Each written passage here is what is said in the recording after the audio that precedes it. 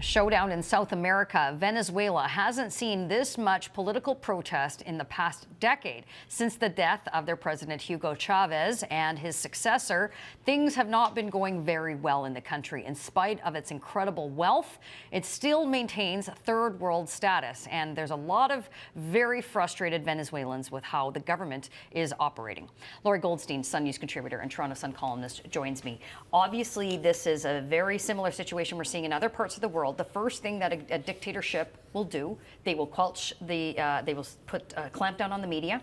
They will treat the protesters with as much violence as they possibly can and throw them in jail. And some have been murdered now.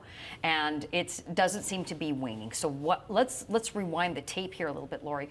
When did this start? Why has it gotten to such a boiling point? Well, Hugo Chavez died almost a year ago now, and was replaced by a government headed by Nicolas Maduro. Now, he was democratically elected, that's true, but the opposition and a number of human rights groups basically say that the election was, if not fixed, it was very difficult for the opposition to organize. There were different financing rules, those kinds of things. I don't think what's happening now is an ideological war.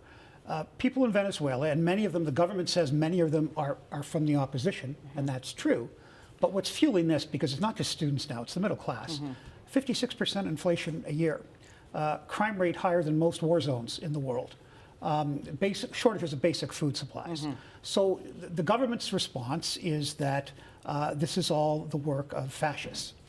Fascists in Venezuela, fascists in the United States trying to provoke, which, you know, I'm not sure how much that's going to convince people now that Obama is the president.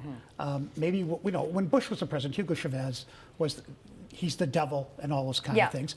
And also Venezuela was adopted as sort of the darling child of the American left. Yes, we were talking about that. Sean Penn, the actor. Sean Penn, Oliver Stone. Oliver Stone was recently asked about what's going on there, and people are dying. And he basically said that the people who were protesting were sore losers. But you know what? I don't really look for intelligent commentary. I mean, even Noam Chomsky backpedaled a bit at the end of the Chavez regime because he saw what was going on.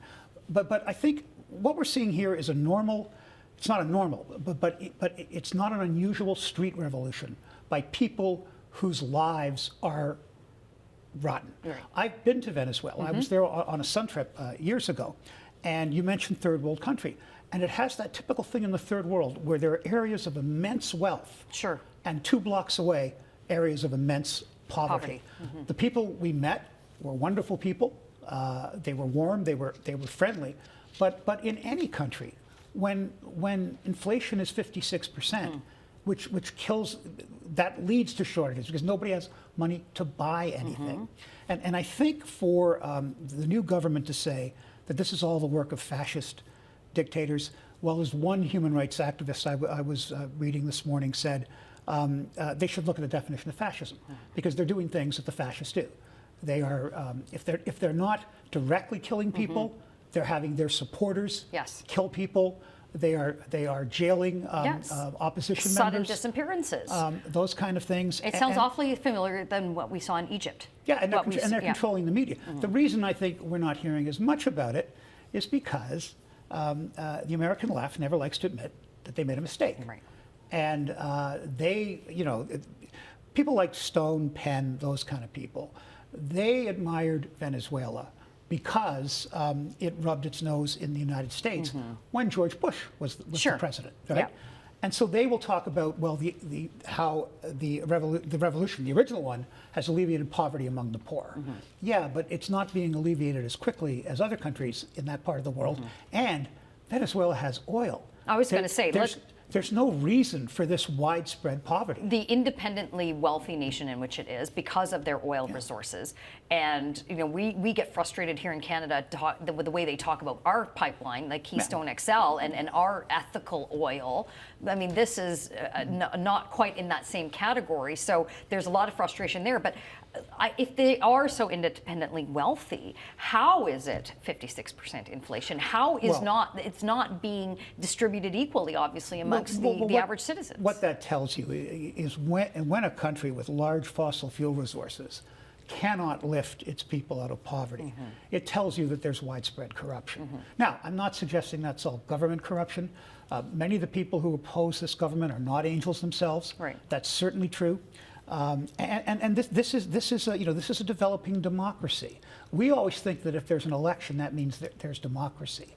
Elections are, and that's the mistake, frankly, that the Americans have always made in the Mideast. You need all kinds of other things before you have democracy, starting with an independent judiciary that isn't intimidated by the government or the military or the police. That's first thing. You need civil courts that can enforce contracts, and that's not going to happen in Venezuela, where if the government doesn't like something, it takes it over. But the basic lesson here to me is we've seen this story all over the world. People who are oppressed, who have lousy lives, who live in poverty, who hear their leaders saying things are going to. It doesn't just happen on the left, it happens on the right. Of course it does. And what happens is the reality of the day-to-day that people experience has nothing to do with what the elites are telling them. And they get angry, and this is a typical street revolution. The difference is the American left is ignoring it. And they're ignoring it because they committed themselves to Chavez, and they don't have the brains, Chavez, and they don't have the brains to realize, you know what, things have changed.